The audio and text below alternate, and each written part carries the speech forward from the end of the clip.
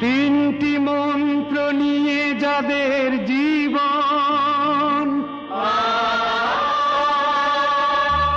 সত্যম শিবম সুন্দরম।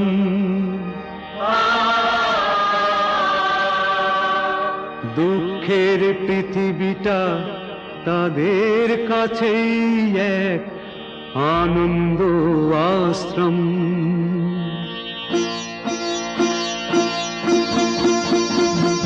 তিনটি মন্ত্র নিয়ে যাদের জীবন, সত্যম শিবম সুন্দরম।